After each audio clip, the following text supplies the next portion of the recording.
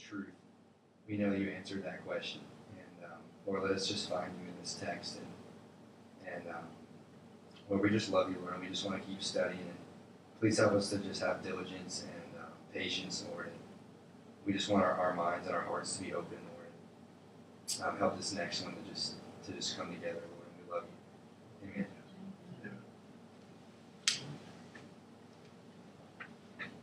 So where are we at now again? I'm about to touch on the Psalm 102. Psalm 102. All right, let's. This is the one that's the least clear as far as what we've been talking about. The reward, like it's all the other ones, like okay, it's a millennial promise. Like he's going to rule the nations. He's the son of his. He's going to receive his plot of land. He's going to rule whatever.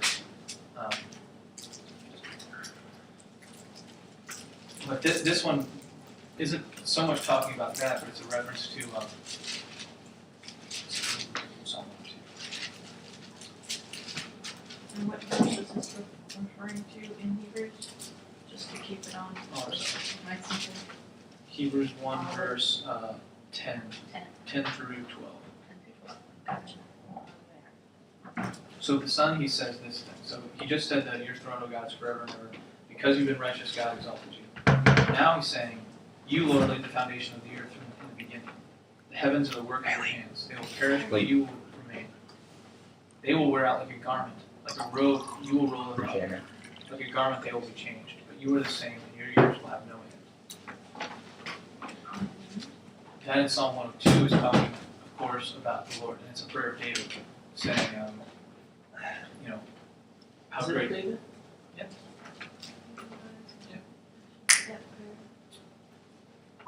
Actually, it doesn't say David.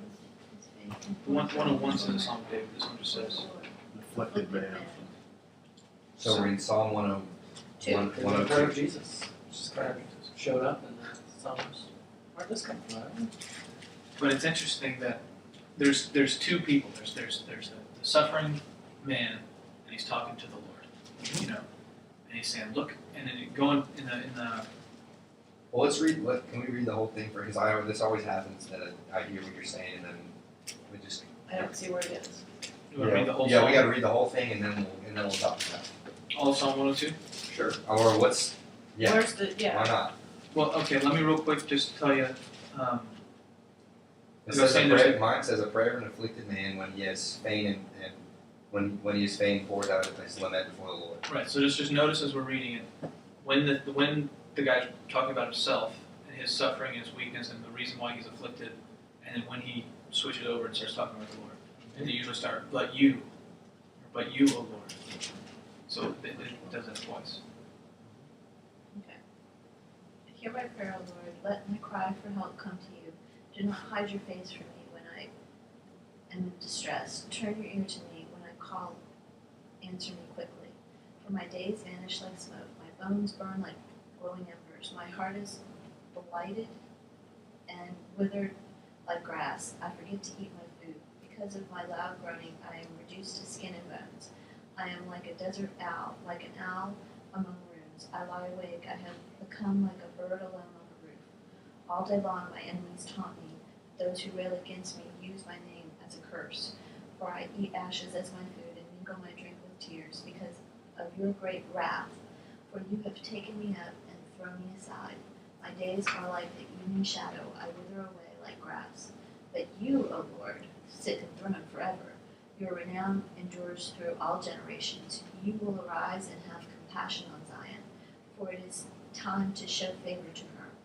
The appointed time has come, for her stones are dear to you. Her stones are dear to your servants. Her very dust moves them to pity. The nations will fear the name of the Lord. All the kings of the earth will revere your glory. For the Lord will rebuild Zion and appear in his glory. He will respond to the prayer of the destitute. He will not despise their plea. Let this be written for a future generation, that a people not yet created may praise the Lord. The Lord looked down from his sanctuary on high. From heaven he viewed the earth to hear the groans of the prisoners and release those condemned to death. So the name of the Lord will be declared in Zion and his praise in Jerusalem, when the peoples and the kingdoms assemble assemble to worship the Lord. In the course of my life, he broke my strength. He cut my short days. He cut short my days. So I said, do not take me away, oh my God, in the midst of my days. Your years go on through all generations. In the beginning you laid the foundations of the earth, and the heavens are the work of your hands.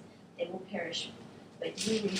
They will wear out like a garment. Like clothing you will change them, and they will be discarded. But you remain the same, and your years will never end.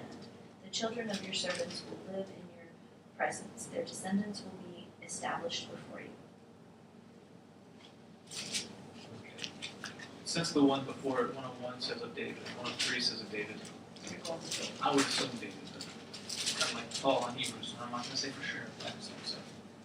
But reading the fact that whoever the author of Hebrews is puts this one together with the other one, to me thinks they're somewhat linked. And, God, he says, because you've loved righteousness, you hated wickedness, God, therefore God, your God anointed you. Then it says what David, whoever the afflicted man, says to the Lord.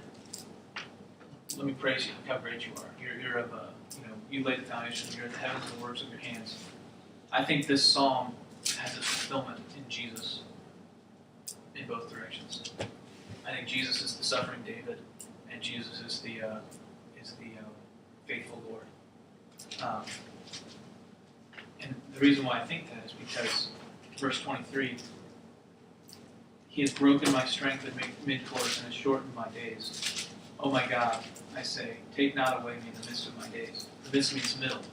And Jesus died at 33, pretty much half of a normal lifespan.